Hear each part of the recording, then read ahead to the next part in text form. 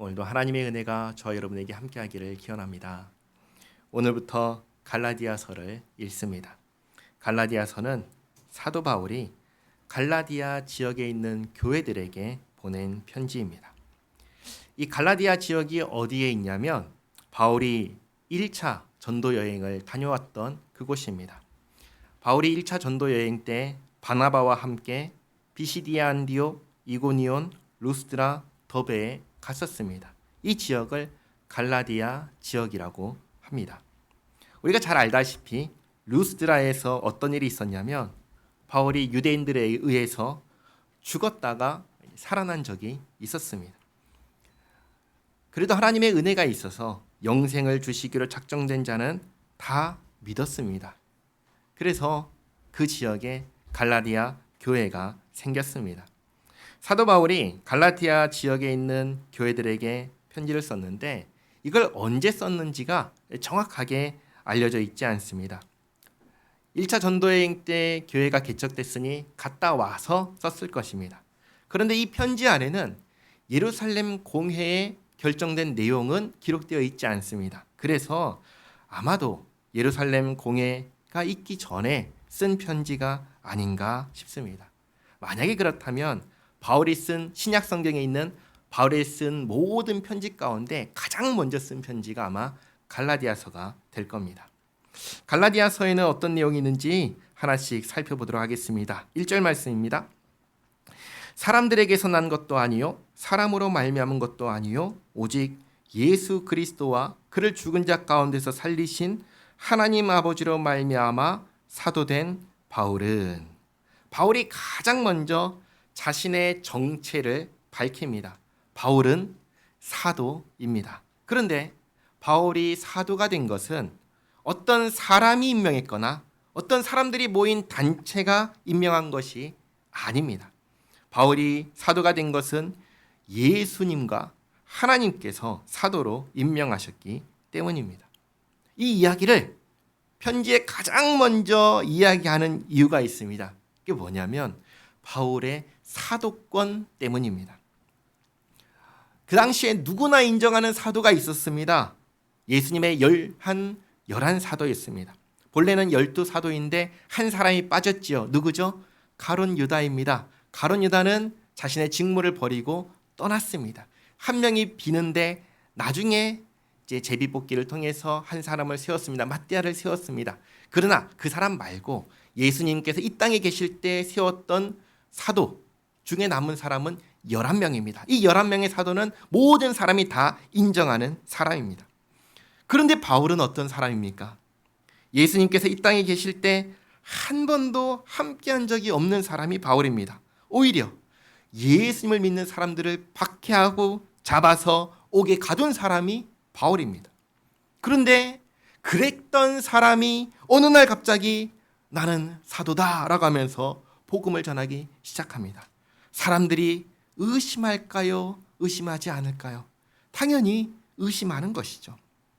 그래서 사도행전을 보시면 바나바가 그 당시 교회에 인정받던 사람 중 하나인 바나바가 바울의 회심을 조사한 다음에 자기 자신이 증인이 되어서 예수님의 제자들에게 소개해 줍니다.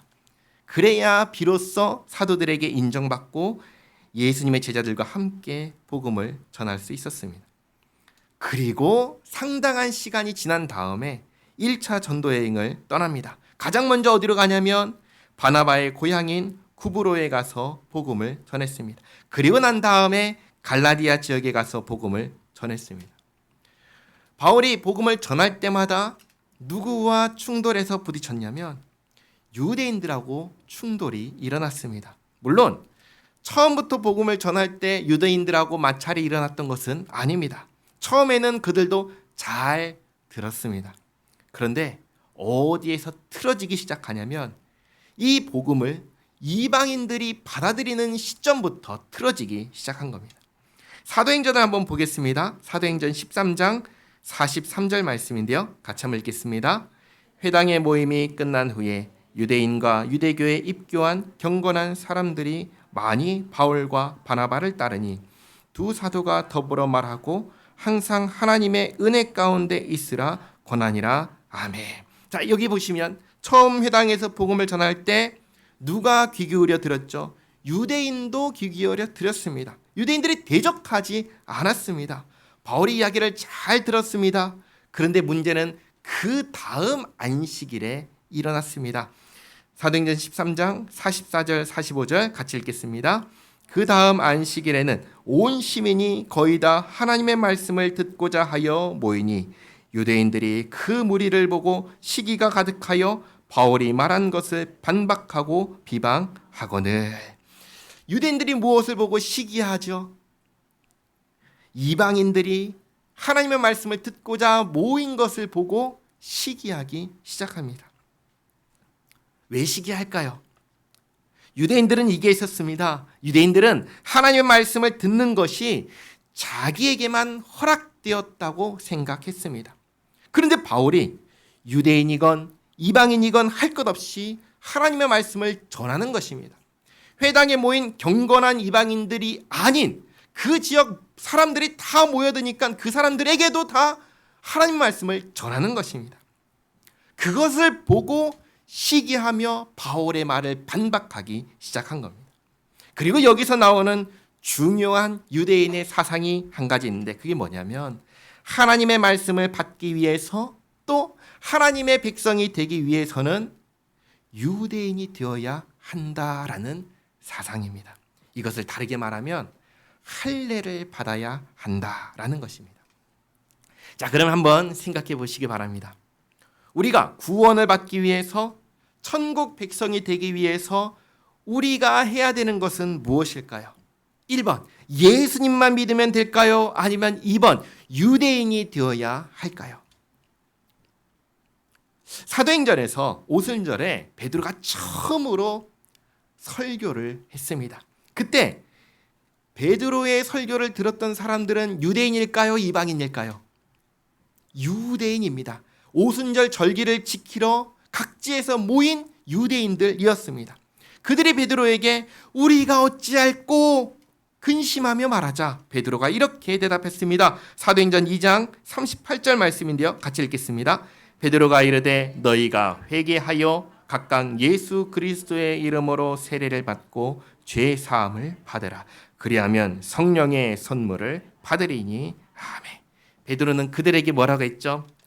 단지 회개하고 예수님의 이름으로 세례를 받으라고만 했습니다. 유대인이 되라고 하나요? 안 했습니다. 왜 말 안 했죠? 지금 이 말씀을 듣는 사람들이 누구죠? 유대인입니다. 그러니까 유대인이 되어야 된다, 안 된다 이런 얘기를 할 필요가 전혀 없었던 것입니다. 이게 중요한 문제가 될지 아무도 생각하지 못했습니다. 그러나 복음이 이 예루살렘을 넘어서 예루살렘과 유대 지역을 넘어서 이방 땅에 전해지면서 이 문제가 드러나기 시작한 겁니다. 이방인에게 복음이 전해졌습니다. 이방인들이 복음을 받아들였습니다. 그러면 복음을 받아들인 이방인들은 하나님의 백성입니까? 아닙니까? 어떤 사람들은 이렇게 말했습니다. 예수님을 믿었으니까 이 사람은 이제 하나님의 백성이 맞다. 이렇게 얘기했습니다. 근데 어떤 사람은 이렇게 얘기합니다. 하나님의 백성은 유대인이니 이들도 하나님의 백성이 되고 싶다면 유대인이 되어야 한다. 한번 생각해 보시기 바랍니다. 전통적으로 유대인들은 자기를 어떤 민족이라고 생각했습니까? 유대인들은 자기를 하나님의 백성, 하나님께 택함받은 민족이라고 생각을 했습니다. 이방인은요? 아니라고 생각했습니다. 그리고 이방인들이 하나님의 백성이 되기 위해서는 유대인이 되어야 된다고 유대인들은 전통적으로 그렇게 생각해 왔습니다. 그래서 이렇게 말하는 것입니다. 하나님 나라의 백성이 되기 위해서는 유대인이 되어야 한다고. 자, 그러면 바울은 이 질문에 뭐라고 대답을 했을까요? 하나님의 백성이 되기 위해서 구원받기 위해서 유대인이 되어야 한다라고 말했을까요? 그러지 않았습니다. 만약에 바울이 그렇게 말했다면 유대인들이 바울의 말에 반박하지도 않았고 대적하지도 않았을 것입니다. 바울은 단 한 번도 이방인들에게, 이방인들이 누구예요? 우리들이잖아요. 유대인이 아닌 우리들에게 유대인이 되어야 된다고 말한 적이 없습니다. 바울은 오직 한 가지만 말했습니다. 무엇일까요? 예수님을 믿음으로 구원받고 예수님을 믿음으로 하나님의 백성이 된다라고 말했습니다. 이게 바울이 1차 전도 여행 때 전했던 복음이었습니다. 그래서 사도행전 13장 38절 39절 말씀 또 같이 한번 읽겠습니다. 그러므로 형제들아 너희가 알 것은 이 사람을 힘입어 죄사함을 너희에게 전하는 이것이며 또 모세의 율법으로 너희가 의롭다 하심을 얻지 못하던 모든 일에도 이 사람을 힘입어 믿는 자마다 의롭다 하심을 얻는 이것이라. 아멘. 예수님만 믿음으로 죄사함을 얻습니다. 예수님을 믿음으로 유대인 율법으로는 도무지 얻지 못했던 그 의롭다 하심을 얻습니다. 그런데 유대인이 아니라고 하나님께서 복음을 받아들이고 예수님 안에서 죄사함 받고 의롭다 여김을 받게 된 이방인을 유대인이 아니라는 이유로 넌 내 백성 아니야 라고 말씀하실까요? 예수님을 믿는다는 것은 무슨 의미냐면, 예수님을 믿는다는 것은 예수님을 나를 구원하신 주님으로 모신다는 뜻입니다. 다시 말씀드립니다. 예수님을 믿는다는 것은 예수님을 나를 구원하신 나의 왕으로 모신다는 것입니다. 예수님께서 나의 왕이 되신다는 것입니다. 그러니 예수님을 나의 왕으로 모시는 사람은 유대인이든 아니든 간에 그 사람의 왕은 누구예요? 예수님이신 것이죠. 그러면 예수님을 왕으로 모신 사람은 예수님의 무엇이 되나요? 예수님의 백성이 되는 것입니다. 예수님의 나라는 하나님의 나라입니다. 왜냐하면 예수님께서 하나님이시기 때문입니다. 그러니까 예수 믿는 사람은 누구든지 어느 나라에 사는 어느 나라 백성입니까? 하나님 나라의 백성인 것입니다. 이것이 바울이 전한 복음의 내용이었습니다. 이 복음을 듣고 이방인들이 모입니다. 그것을 보고 유대인들이 시기한 것입니다. 그리고 바울의 말에 반박하기 시작한 겁니다. 바울이 틀렸다는 것이죠. 바울은 아니라는 것입니다. 근데 이 바울이 복음을 어디서 전했죠? 그리고 누가 어디에서 바울의 말에 반박하고 시기했죠? 갈라디아 지역에서 이 일이 일어났습니다. 그러니까 바울이 갈라디아 지역에서 복음을 전하고 교회는 세워졌는데 바울이 거기를 떠나니까 그 사람들에 의해서 다시금 문제가 되기 시작한 것입니다. 그래서 바울이 갈라디아서 시작부터 아주 분명하게 이 이야기부터 하는 것입니다. 나는 사도가 맞다. 나는 사도가 맞다. 그것도 어떤 한 사람이 임명했거나 어떤 사람들의 모인 단체가 임명한 것이 아니라 예수님께서 그리고 하나님께서 친히 임명하신 사도다라고 말하는 것입니다. 자, 그런데 이렇게 말할 때에는 자기 주장만 있으면 될까요? 아니죠. 이 말에, 이 주장에 근거가 있어야 합니다. 그래서 이어서 하는 말들을 보면은 갈라디아서 1장과 2장의 내용이 바울이 자신의 주장에 대한 근거를 이야기한다는 것을 볼 수 있습니다. 일단 2절 말씀을 같이 보겠습니다. 함께 있는 모든 형제와 더불어 갈라디아 여러 교회들에게 우리 하나님 아버지와 주 예수 그리스도로부터 은혜와 평강이 있기를 원하노라. 아멘.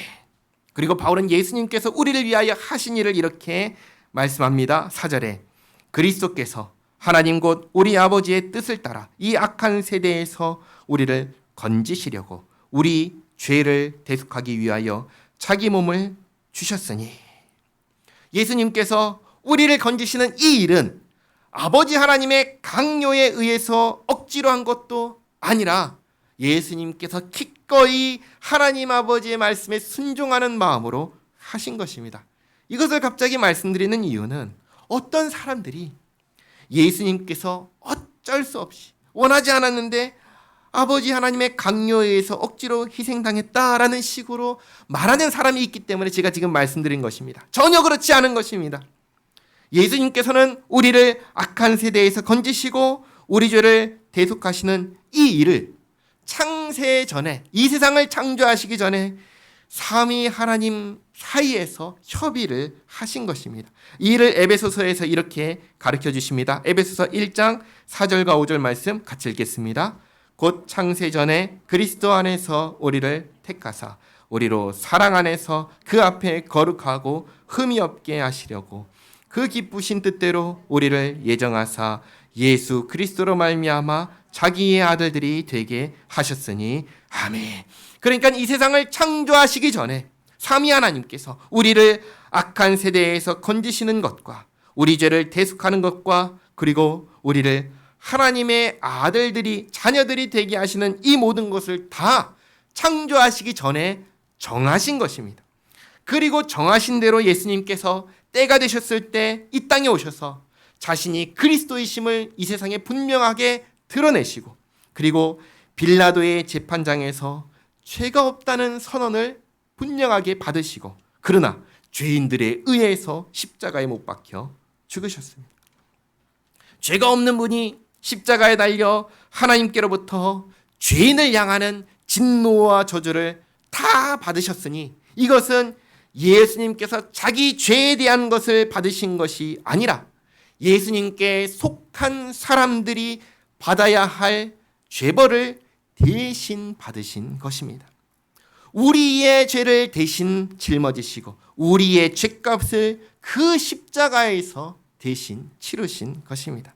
그리하여 우리에게는 무엇을 주셨냐면 죄 없다, 벌 받을 것이 없다라는 것을 주시고 그리고 의롭다 여김을 받게 해 주셨습니다. 우리를 위하여 이 모든 일을 행하신 예수님께 사도 바울이 이렇게 말합니다. 5절에 영광이 그에게 세세토록 있을지어다. 아멘. 그리고 6절 갈라디아서를 쓰게 된 이유가 나오죠. 6절 그리스도의 은혜로 너희를 부르신 이를 이같이 속히 떠나 다른 복음을 따르는 것을 내가 이상하게 여기노라. 바울이 갈라디아서를 쓴 이유, 바울이 전한 복음이 아닌 다른 복음을 따라가기 시작했기 때문입니다. 여기 보시면 천천히 시간이 흐른 뒤에 따라갔다고 하나요? 아니면 속히 따라갔다고 하나요? 속히 따라갔다고 합니다. 복음을 들은 지 얼마 안 돼서 다른 복음을 따라갔다라고 하는 것입니다. 그러니까 이것을 보면은 바울이 갈라디아 지역을 떠난 지 얼마 안 됐을 때 일어난 일이란 것을 알 수 있습니다. 큰일 났다라는 심정으로 갈라디아서를 급히 쓴 겁니다. 그래서 다른 이야기를 하지 않고 바로 본론으로 들어갑니다. 7절에 다른 복음은 없나니 다만 어떤 사람들이 너희를 교란하여 그리스도의 복음을 변하게 하려 함이라. 그러나 우리나 혹은 하늘로부터 온 천사라도 우리가 너에게 전한 복음 외에 다른 복음을 전하면 저주를 받을지어다. 우리가 전에 말하였거니와 내가 지금 다시 말하노니 만일 누구든지 너희가 받은 것 외에 다른 복음을 전하면 저주를 받을지어다.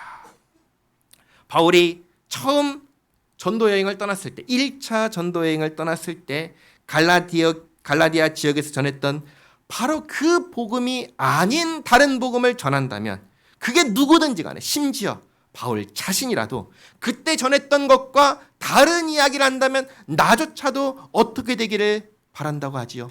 저주받을지어다라고 아주 강력하게 말합니다. 여기서 우리는 이 한 가지 사실을 알 수 있습니다. 뭐냐면 복음은 그때에도 변하지 않았고 지금도 변하지 않아야 된다라는 사실입니다. 다시 말씀드립니다. 복음은 처음 전했을 때 그 내용과 지금 2000년이 지난 지금까지도 그 복음의 내용은 단 한 가지도 변해서는 안 된다라는 사실입니다. 이런 말을 하는 사람들이 있습니다. 시대가 바뀌었고 사회가 바뀌었고 상황이 바뀌었으니 성경 말씀을 바뀐 상황에 맞춰서 다르게 재해석해야 된다고 말하는 사람들이 있습니다. 얼핏 들으면 그렇지라는 생각이 듭니다. 그러나 그렇지 않습니다. 전혀 그렇지 않습니다.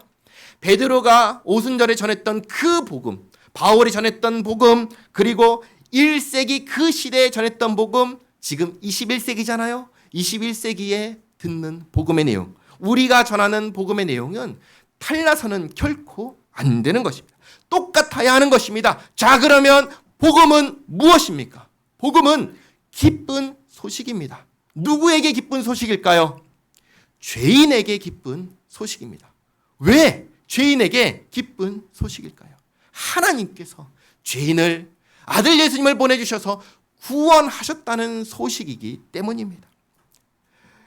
죄에 대한 벌을 받아야 하는 죄인을, 멸망해야 되는 죄인을 하나님께서 내버려 두지 않으시고 구원하셨다는 소식이기에 죄인에게 기쁜 소식인 것입니다. 하나님께서 어떻게 구원하셨습니까? 죄인이 무엇을 해서 구원을 받았습니까? 아무것도 한 것이 없습니다. 죄인은 벌 받아야 하는데 그 벌을, 받을 벌을 예수님께서 대신 다 받아주셔서 우리에게는, 죄인에게는 너는 이제 벌 받을 것이 없다, 함을 받게 해주셨습니다. 죄 사함을 받게 하셨습니다. 그리고 그것으로 끝나냐? 그렇지 않고 이 죄인을 하나님의 나라에서 살게 하셨습니다. 한번 생각해 보시기 바랍니다. 하나님 나라에서는 누가 살 수 있을까요? 아니, 하나님 나라에는 누가 살고 있을까요?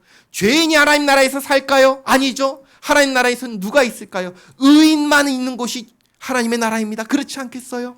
그런데 죄인은 의인인가요? 아니요. 죄인은 죄인입니다. 의인이 아닙니다. 그런데 어떻게 하나님 나라에서 살 수가 있습니까?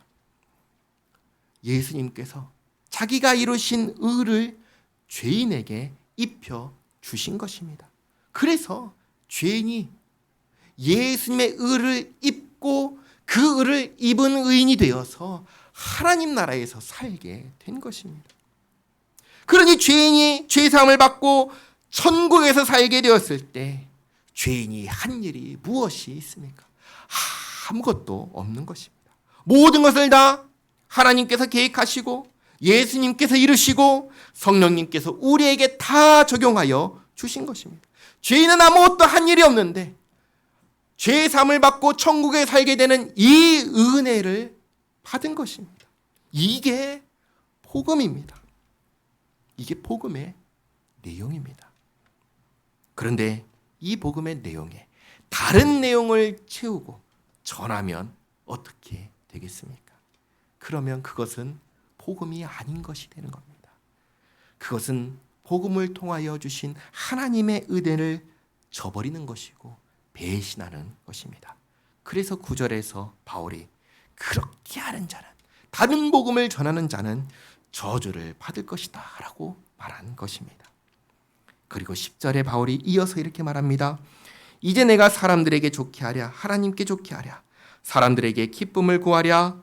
내가 지금까지 사람들의 기쁨을 구하였다면 그리스도의 종이 아니니라. 형제들아, 내가 너희에게 알게 하노니 내가 전한 복음은 사람의 뜻을 따라 된 것이 아니니라. 바울이 전한 복음은 사람이 생각해낸 것이 아닙니다. 당연히 바울의 천재적인 아이디어도 아닌 것입니다. 그렇게 말하는 사람들이 있습니다. 전혀 그렇지 않습니다. 바울이 이렇게 말합니다. 12절, 이는 내가 사람에게서 받은 것도 아니고 배운 것도 아니요 오직 예수 그리스도의 계시로 말미암은 것이라. 아멘. 당시에 예수님은 그 당시에 어디 계시죠?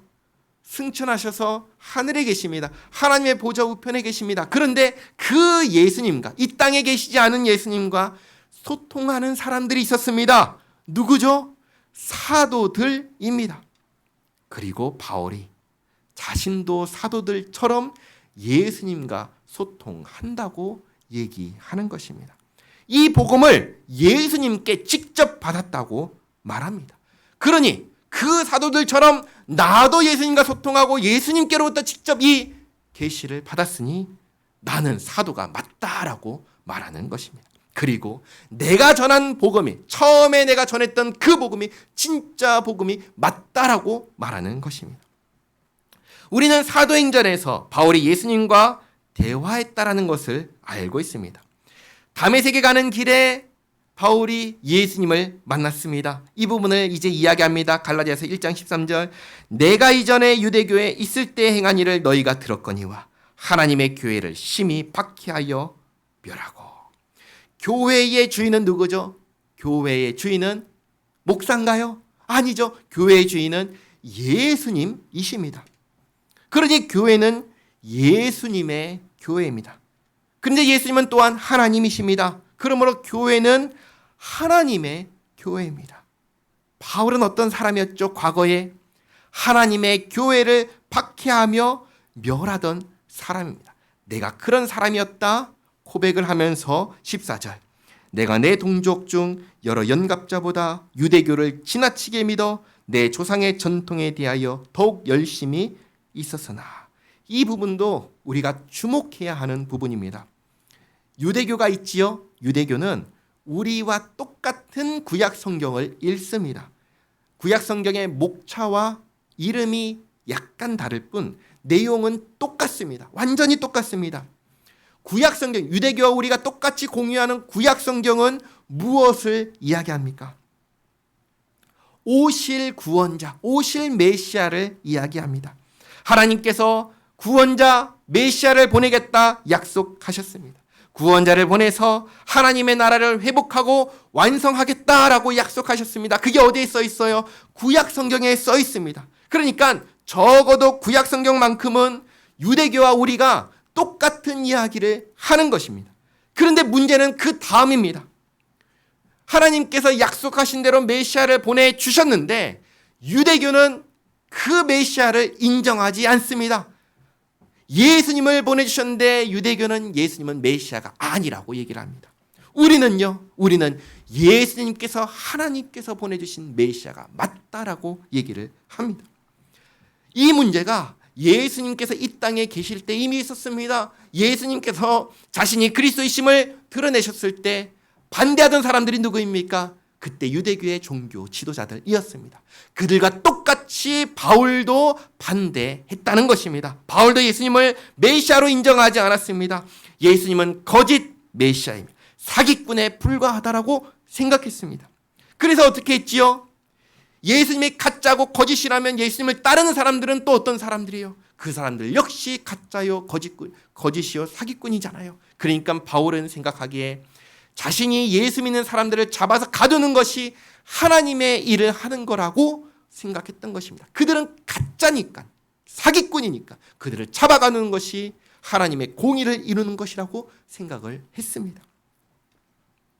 그래서 그렇게 했는데 나중에 사도 바울이 자기 입으로 고백하는 말, 사도행전 26장 9절부터 12절까지 말씀 같이 읽겠습니다. 나도 나사렛 예수의 이름을 대적하여 많은 일을 행해야 될 줄 스스로 생각하고 예루살렘에서 이런 일을 행하여 대제사장들에게서 고난을 받아가지고 많은 성도를 옥에 가두며 또 죽일 때 내가 찬송 투표를 하였고 또 모든 회당에서 여러 번 형벌하여 강제로 모독하는 말을 하게 하고 그들에 대하여 심히 격분하여 외국 성에까지 가서 박해하였고 그 일로 대제사장들의 권한과 위임을 받고 다메섹으로 갔나이다. 이렇게 예수 믿는 사람들을 박해하던 사람이 바울이었고 다메섹에 있는 예수 믿는 사람들까지도 박해하려고 권한을 받고 갑니다. 가는 중에 무슨 일이 일어났지요? 하늘로부터 해보다 더 밝은 빛이 바울과 함께 가는 일행을 비춥니다. 둘러 비춥니다. 그리고 하늘에 계신 예수님께서 히브리 말로 바울에게 말씀을 하십니다. 사도행전 26장 14절에서 18절까지 말씀 같이 읽겠습니다. 우리가 다 땅에 엎드러짐에 내가 소리를 들으니 히브리 말로 이르되 사울아 사울아 내가 어찌하여 나를 박해하느냐 가시체를 뒷발질하기가 내게 고생이니라. 내가 대답하되 주님 누구시니까? 주께서 이르시되 나는 내가 박해하는 예수라. 일어나 너의 발로 서라. 내가 내게 나타난 것은 곧 내가 나를 본 일과 장차 내가 내게 나타날 일에 너로 종과 증인을 삼으려 함이니 이스라엘과 이방인들에게서 내가 너를 구원하여 그들에게 보내어 그 눈을 뜨게 하여 어둠에서 빛으로 사탄의 권세에서 하나님께로 돌아오게 하고 죄 사함과 나를 믿어 거룩하게 된 무리 가운데서 기업을 얻게 하리라 하더이다. 아멘. 바울이 이 일을 겪은 것입니다. 이 일을 겪으면서 바울이 두 가지를 깨닫습니다. 첫째로 예수님께서 진짜구나라는 것을 깨닫습니다. 그리고 둘째로 예수님께서 나를 택하셨다라는 것을 깨닫습니다.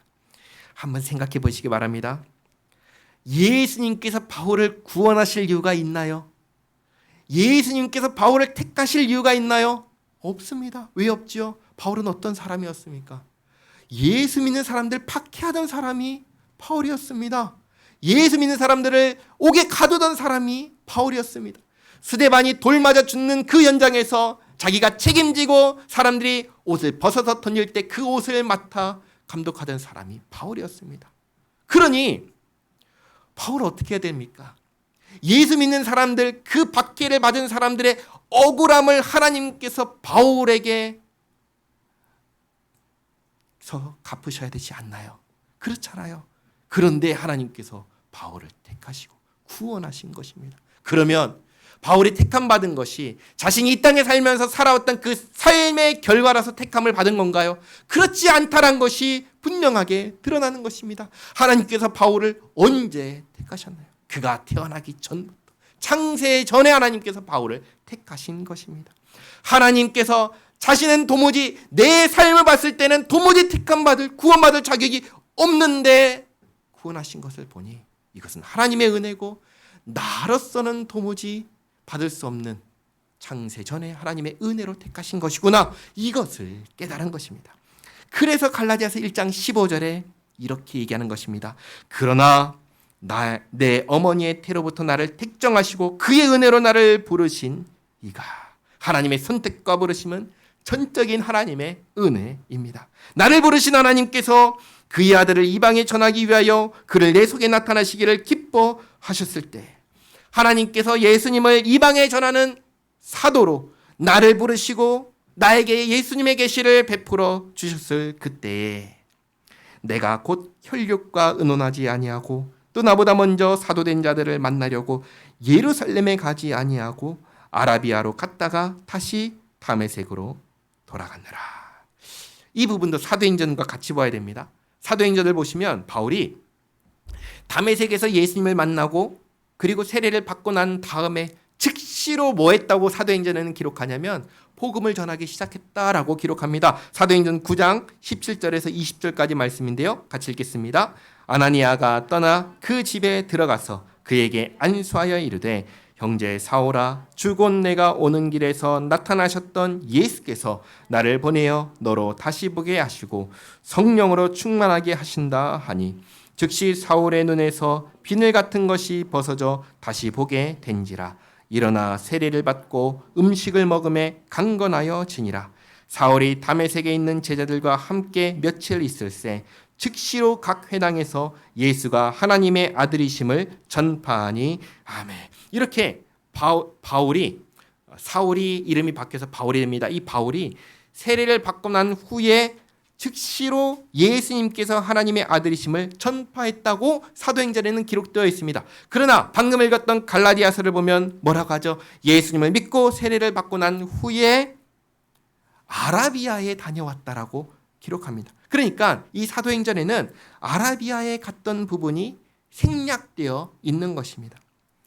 바울이 사도행전에는 생략되어 있는 개인적인 이야기를 하는 이유가 있습니다. 뭐냐면 내가 어떻게 사도가 되었는지를 이야기하는 것입니다. 바울이 사도가 된 것은 혈육을 따라서, 사람을 따라서, 사람들의 단체를 따라서 사도가 된 것이 아니라는 것입니다. 예수님의 부르심과 하나님의 택하심으로 사도가 되었다는 것을 이야기를 하는 것입니다. 그래서 바울이 세례를 받은 후에 혈육과 의논하지 않고 먼저 된 사도들을 만나려고 예루살렘에도 가지 않고 아라비아로 갔는데 이 아라비아가 어딘지 알 수가 없습니다. 그리고 아라비아에 갔다가 얼마나 오래 있다가 왔는지도 알 수가 없습니다. 다만 분명하게 알 수 있는 것은 아라비아에 갔다가 다시 다메섹으로 돌아왔다는 것입니다. 그리고 난 후에 사도행전 9장 20절에 있는 대로 예수님께서 하나님의 아들 그리스도라고 전파했다는 것입니다. 다메섹에서 이렇게 복음을 전하다가 유대인들이 바울을 죽이려고 합니다. 유대인들이 아레다 왕의 고관과 힘을 합쳐서 바울을 잡으려고 성을 감시합니다. 바울은 거기서 잡히면 꼼짝없이 죽으니까 제자들의 도움을 받아서 광주리를 타고 성벽을 타고 내려옵니다. 그리고 난 다음에 어디로 가냐면 그 다음에 예루살렘으로 갔습니다.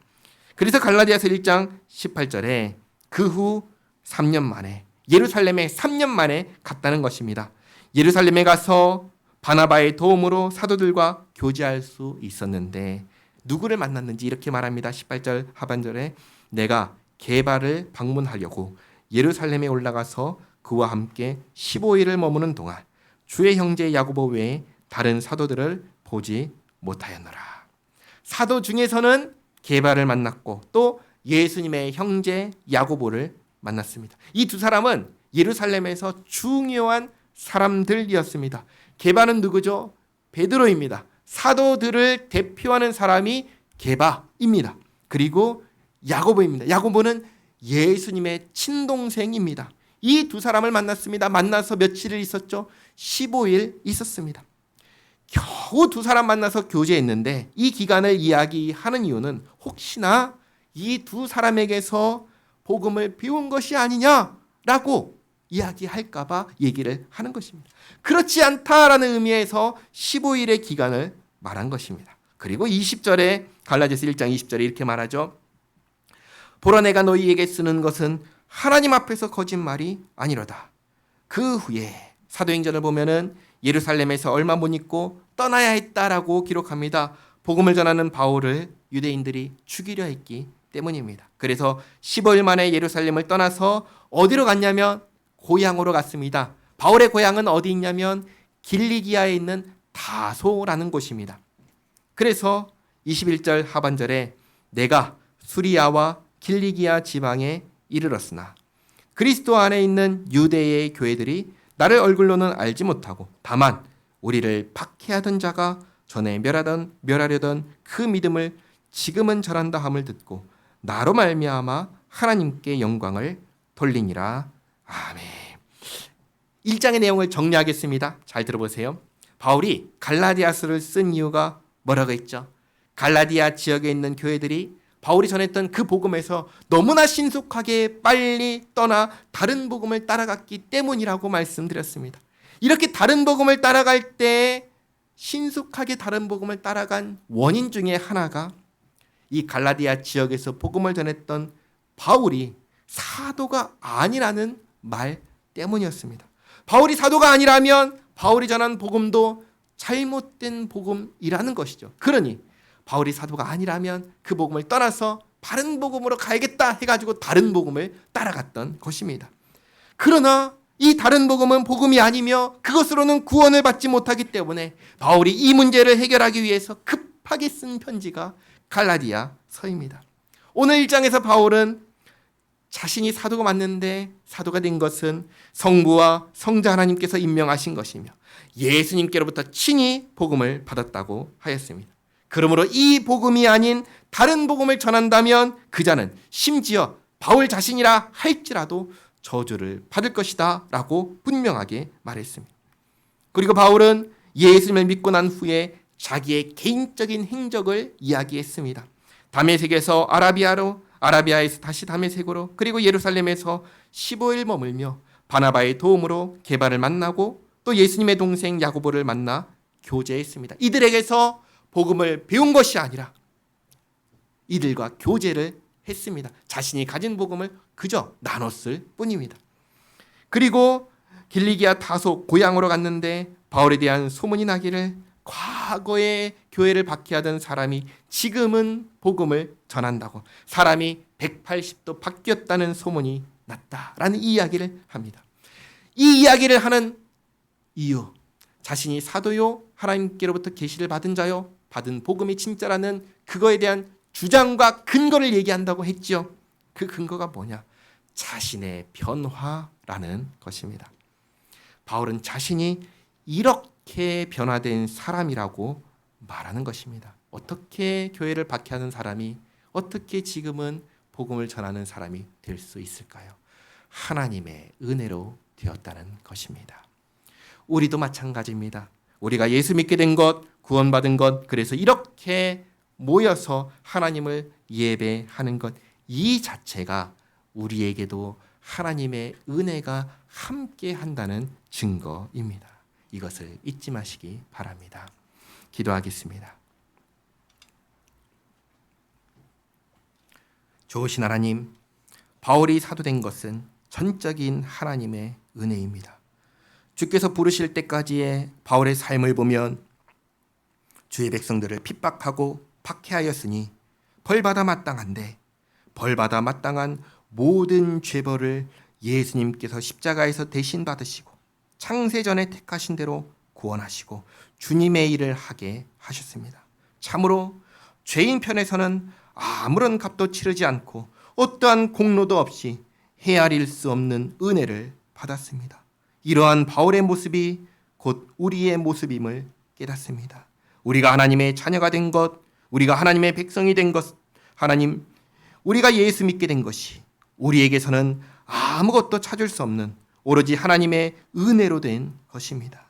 지금까지 살아온 우리의 모습은 그저 죄인의 모습이었으나 예수님께서 그런 우리의 모든 죄값을 십자가에서 대신 다 감당하시고 우리에게는 죄 없다 하심과 또 예수님께서 이루신 의를 입혀주셔서 의롭다 여김을 받게 하여 주셨습니다. 주님, 이 크신 은혜를 무엇으로 갚을 수 있습니까?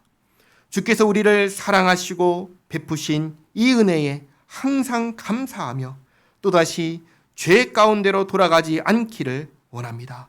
거룩하신 주님의 자녀가 되었으니 우리의 삶 또한 거룩하기 위하여 노력하며 죄를 버리고 주님의 길을 걸어가게 하옵소서. 말씀을 들을 때마다 깨닫게 하시고 깨달은 말씀대로 살아갈 수 있는 힘과 능력을 주시옵소서. 우리의 삶이 우리를 구원하신 주님을 영화롭게 하는 삶이 되게 하옵소서. 예수님의 이름으로 기도하옵나이다. 아멘.